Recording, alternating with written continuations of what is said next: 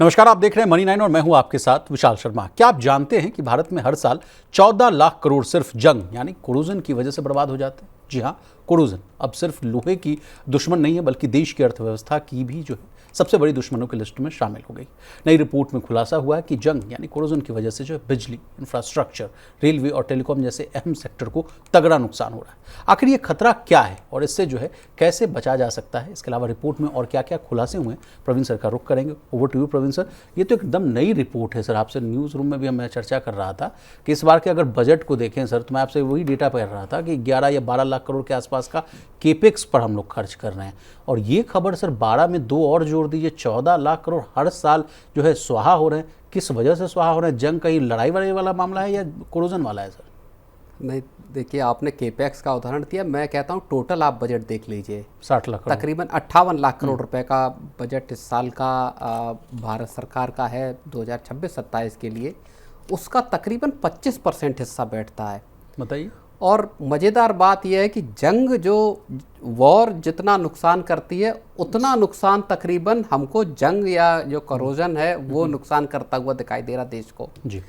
बड़ी इससे भी चौंकाने वाली बात यह है कि ये पहला मौका है, पहली मर्तबा है जब देश को ये पता चल रहा है। इकोनॉमिक टाइम्स में नोमरा की रिपोर्ट छपी है जिसमें नोमरा की रिपोर्ट के हवाले से कहा गया है कि देश को हर साल कोरोजन की वजह से 14 लाख करोड़ का नुकसान हो रहा है। जीडीपी का अच्छा खासा 4.5% के आसपास ये हिस्सा बैठता है। एक साल में अगर 14 लाख करोड़ का नुकसान हो रहा तो आप ये समझिए कि किस तरह का सरकारी खजाने पर प्रेशर इस वजह से आपको पड़ता।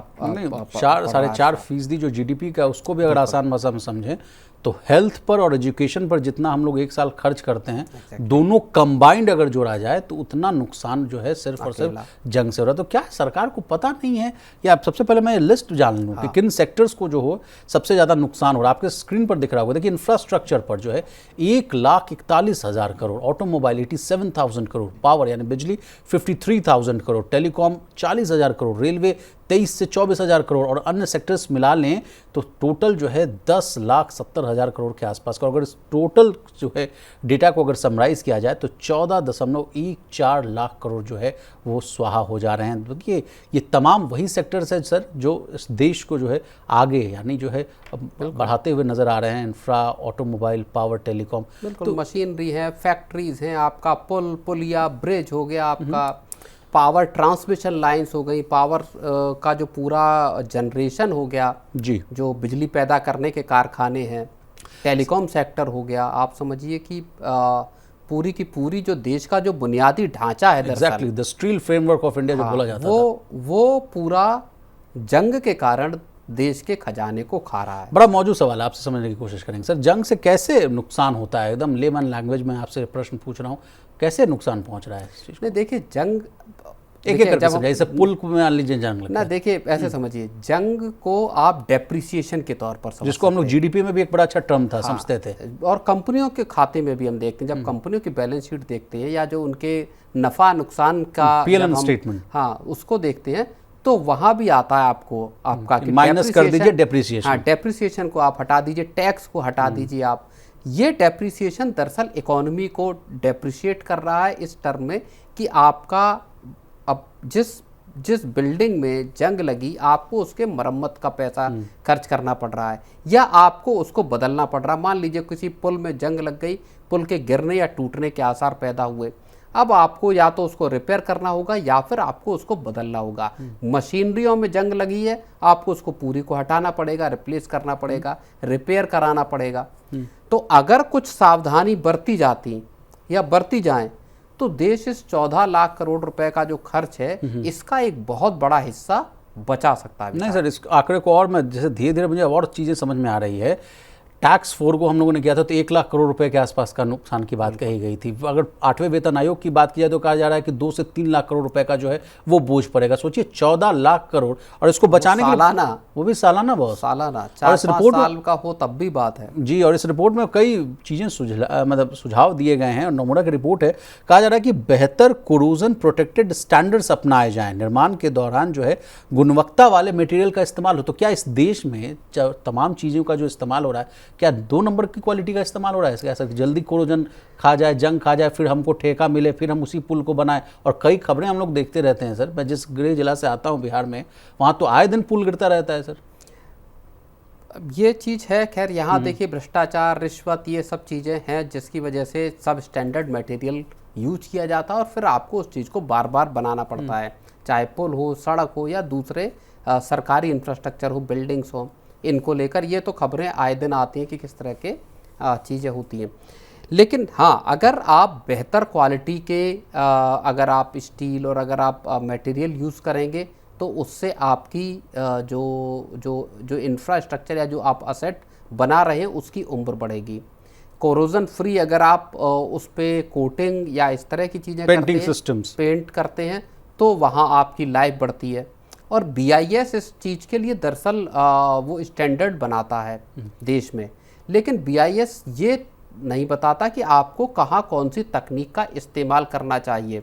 एक जो करोजन को लेकर एक स्टैंडर्ड तो BIS के हैं जी, लेकिन उसमें टेक्निक नहीं बताई जाती कि साहब कौन सा मटेरियल कहाँ यूज़ किया जाए, कैसे यूज़ किया जाए। सर इस देश में इतनी संस्थाएं हैं, IITs है, IIM है, इतने टेक्नोक्रेट्स भरे पड़े हैं, उनका क्यों नहीं हम लोग जो है सजेशंस लेते हैं? अब देखिए, ये मुझे जहाँ तक मैं देख पा रहा हूँ, ये पहली ऐसी रिपोर्ट है जिसमें वर्क पर नहीं, जिसमें कोरोजन को लेकर इस बात की को बताया गया है कि साहब देश का इतना भारी नुकसान केवल और केवल जंग की वजह से होता है सालाना। और एक स्टडी ये भी होनी चाहिए बॉस, भारत तो सालाना जंग लड़ता भी नहीं है, एकदम नहीं लड़ता भाई। तो ये एक बड़ा लॉस है जिस पर अगर BIS, और देखिए इसी रिपोर्ट को जब मैं देख रहा था विशाल, तो ये बताया गया था कि US में, जापान में, ऐसे कंट्रीज़ में अलग अलग जगह पर अलग अलग मौसम के हिसाब से किस तरह के मटेरियल और किस तरह से वहाँ जंग को रोका जा सकता है, उसको लेकर स्टैंडर्ड हैं। और उन मटेरियल को अलग अलग इलाकों के हिसाब से, मौसम के हिसाब से उन मटेरियल को यूज़ किया जाता है। तो आप कहना चाह रहे हैं जंग को रोकने के तौर तरीके अपनाए जाते हैं। यहाँ कोई इस तरह का सेग्रीगेटेड तौर तरीका नहीं है। जो ज़्यादा नमी, ज़्यादा बारिश वाले इलाके हैं वहाँ किस तरह के मटेरियल, किस तरह का इंतजाम होने चाहिए, किस तरह के स्टैंडर्ड यूज़ किए जाने चाहिए, या जो दूसरे डेजर्ट या बाकी के नॉर्मल इलाके हैं वहाँ क्या आप कहना चाह रहे हैं कि इस देश की जो भौगोलिक जो है, ज्योग्राफिकल जो है, उस चीज़ को स्टडी करना चाहिए। मुझे याद आ रहा है प्रधानमंत्री मोदी साहब ने जो इंटरनेशनल सोलर अलायंस बनाया था, वो जो एरिया दिखाया गया था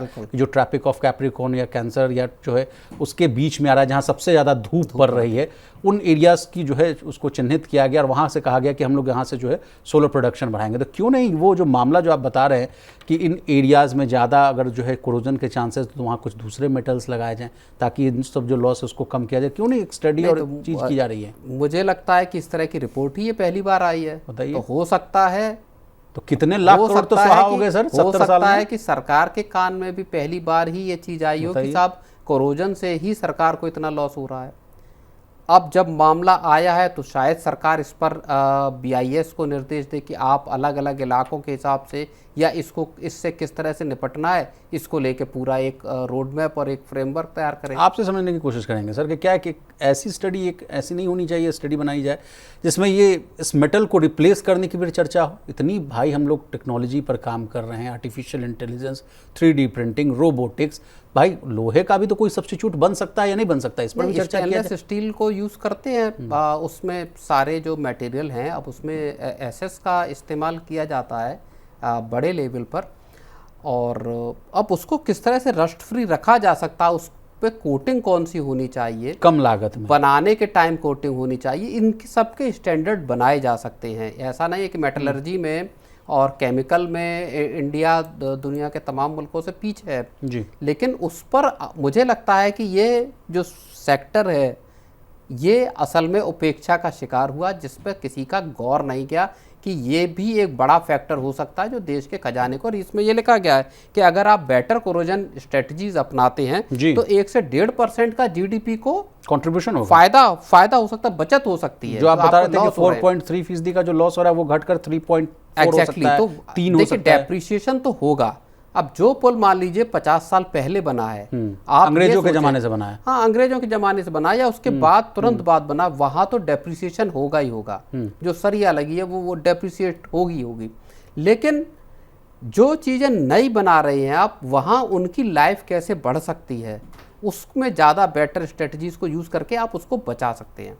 चलिए प्रवीण सर, आपको बहुत शुक्रिया। आपने ये जो विशेष रिपोर्ट जो है इस पर आपने विशेष टिप्पणी की और चीज़ों को समझाया बहुत ही आसान भाषा में। उम्मीद करते हैं कि ये बात जो है सरकार तक जाए और उन्होंने जो what is the way forward, इसका जो है स्केप रूट जो है वो निकाले और समस्या को जो है समाधान करें। प्रवीण सर, आपको बहुत शुक्रिया, आपने कीमती समय निकाला। इस तरह देश, दुनिया और बिजनेस जगत से जुड़ी तमाम ताज़ा तरीन खबरों के लिए बने रहिए हमारे साथ, देखते रहिए मनी9।